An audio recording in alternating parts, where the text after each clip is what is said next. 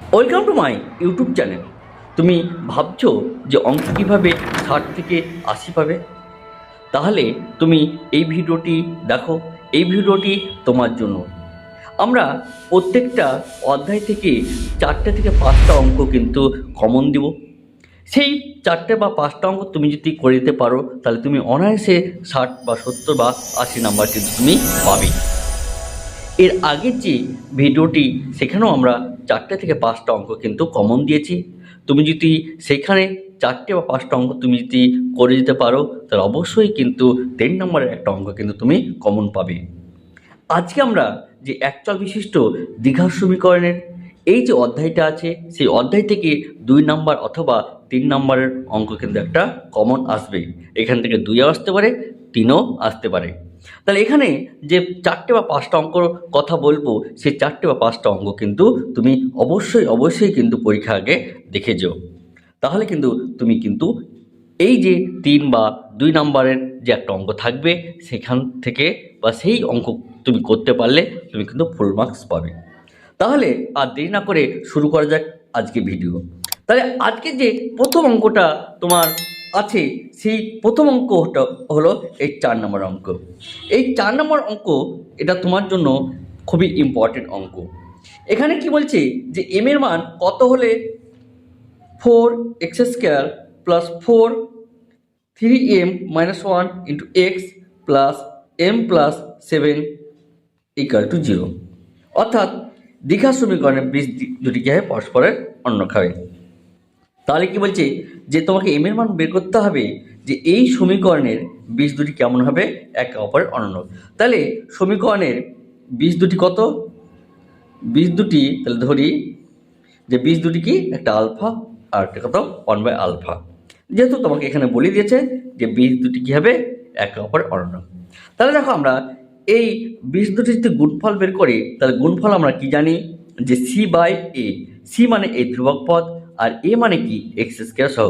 অর্থাৎ তুমি জানো যে আমার যদি একটা সমীকরণ হয় অর্থাৎ দ্বিঘাত সমীকরণ যদি ax² bx প্লাস c = 0 হয় আর এই সমীকরণে বীজ দ্বয় যদি আলফা বিটা হয় তাহলে আমরা জানি যে alpha plus beta minus b/a। অর্থাৎ বি মানে কি x সহগ, এ মানে কি x² সহগ আর আলফা ইন্টু বিটা মানে কত c/a। তাহলে দেখো তুমি এটা জানো। তাহলে এইটা নিয়ে আমরা কি করছি অঙ্কটা করছি অর্থাৎ এইখানে আমাদের যে ফর্মুলা এই গুণফলটাকে আমরা কাজে লাগাচ্ছি। তাহলে গুণফলটা যদি কাজে লাগাই তাহলে এটা কি হবে c/a। সি মানে কত এই তোমার ধ্রুবক পদ আর এ মানে কি x² সহগ কত 4। তাহলে এখানে দেখো আলফা আলফা কিন্তু কেটে গেল। তাহলে কত দেওয়া হলো m + 7 = 4। তাহলে m = -3। তাহলে দেখো m এর মান যদি -3 হয় তাহলে এই সমীকরণের বীজ দুটি কী হবে পরস্পরের অনন্য হবে। এই অঙ্কটা দেখো তোমাদের জন্য 2 নাম্বার যে অঙ্ক এই 2 মার্কসের অঙ্কের জন্য কিন্তু এই অঙ্কটা তোমার খুবই ইম্পর্টেন্ট। এই অঙ্কটা তুমি একবার দেখে যেও 2 মার্কসের জন্য। এইবার দেখো আমরা যেটা করব সেইটা দেখো এই 8-এর তোমার এই যে 4 নম্বর অঙ্কটা আছে এই 8-এর এই 4 নম্বর অঙ্কটা আমরা কিন্তু করব। তাহলে 8-এর এই 4 নম্বর অঙ্কটাও কিন্তু তোমার জন্য ইম্পর্টেন্ট। এখানে কি বলেছে যে 5x² + 2x - 3 = 0। তাহলে এই সমীকরণের বীজ দুটি ধরে নাও যে সমীকরণের বীজ দুটি কি বীজ দুটি এই আলফা এই বিটা। তাহলে আলফা প্লাস বিটা সমান আমরা কি বলতে পারি -b/a। তাহলে এখানে মাইনাস তাহলে বি মানে x সহগ তাহলে 2/5 আর আলফা ইন্টু বিটা কত হবে c/a তার মানে কত -3/5। এটা তুমি পেয়ে গেলে। এবার দেখো আমরা যে অঙ্কটা বললাম এই 4 নম্বর অঙ্কটা এইটা অর্থাৎ এখানে কি α² বিটা প্লাস β² তাহলে এবার দেখো এই লসাগু কত হবে আলফা বিটা।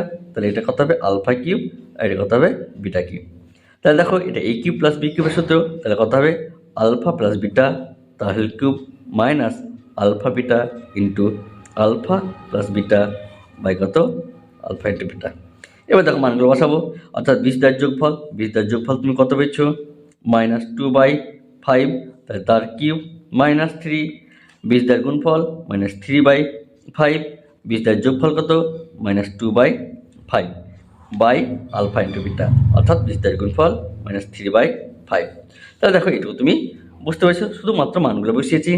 কিউব আছে অর্থাৎ বিজোড় আছে, বিজোড় থাকলে মাইনাস মাইনাস থাকবে, তাহলে 2 এর কিউব মানে 8, 8 বাই আর কত 125 অর্থাৎ 5 এর কিউব মানে 125।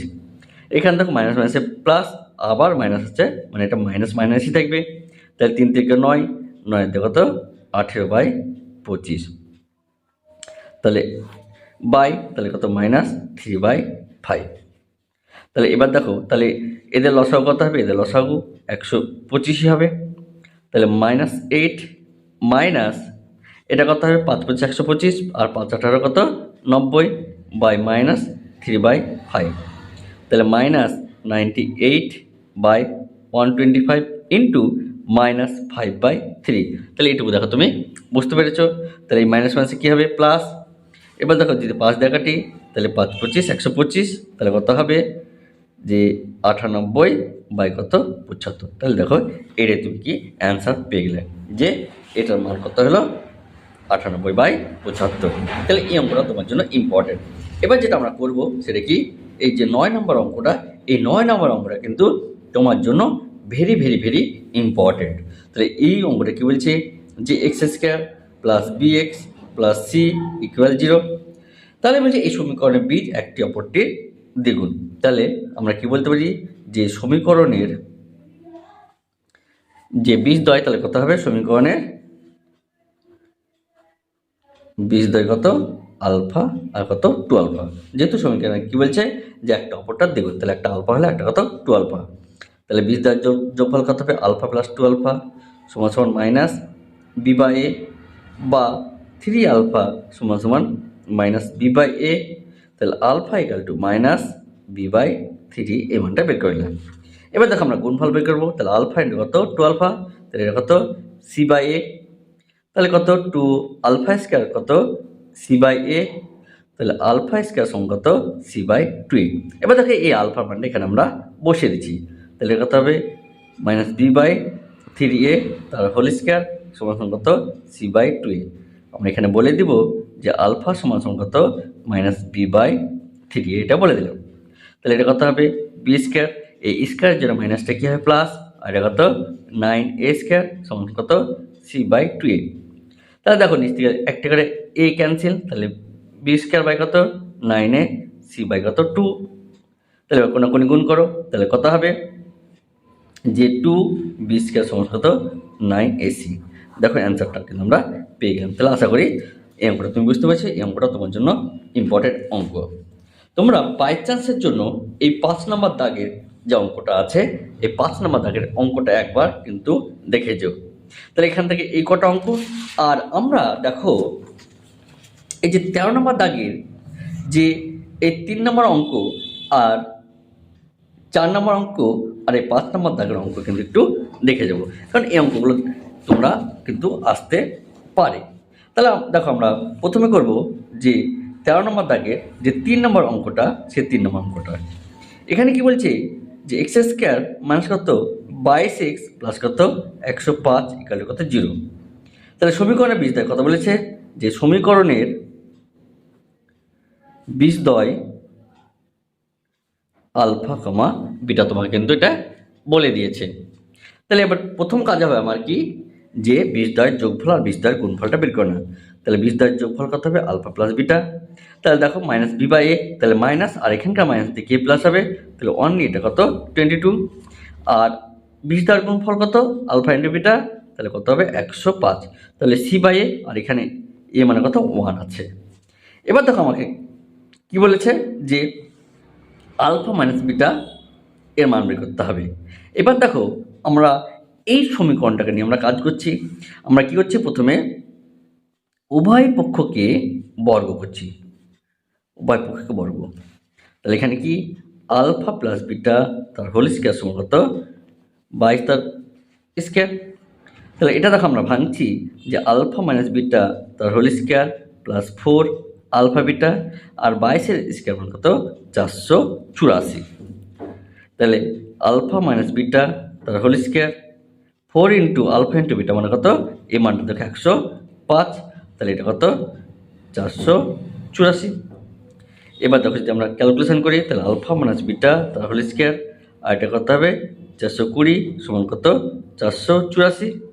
তাহলে আলফা মাইনাস বিটা তার হোল স্কোয়ার, এই 420টা কোথায় গেছি, তাহলে 484 মাইনাস 420। তাহলে দেখো এইটুকু তুমি অবশ্যই বুঝতে পেরেছো। আলফা মাইনাস বিটা তার হোল স্কোয়ার সমান কত 64।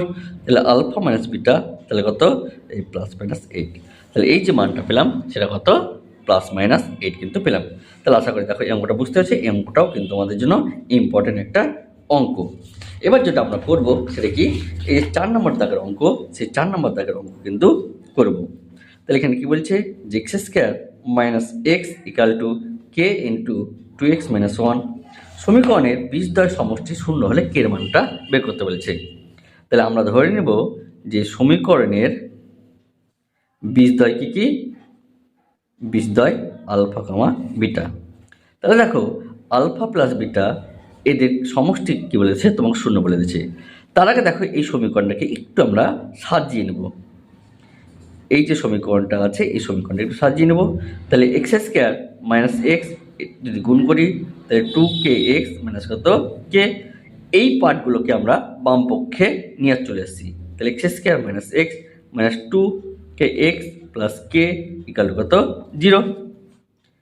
তাহলে এক্স স্কোয়ার এখানে দেখো তো এক্স কমন, তাহলে এক্স তাহলে 1 প্লাস কত 2k plus K equal to কত 0। এবার দেখো আমাদের কি বলেছে যে বীজদ্বয়ের যে সমষ্টি সেটা শূন্য তোমাকে বলে দিয়েছে। তাহলে এই সমীকরণে বীজ দিয়ে আমরা আলফা বিটা ধরে নিয়েছি। তাহলে আলফা প্লাস বিটা তাহলে এখানে কত হবে তোমার, এখানে হবে minus b by a. B মানে কত এই যে মাইনাস 1 প্লাস 2k, আর দেখো মাইনাস বি বাই এ, তাহলে এই মাইনাস আর এই মাইনাস মিলে কত হবে প্লাস হয়ে যাবে। তাহলে আমার কত হবে 1 প্লাস কত 2k, আর এখানে এই মানে 1।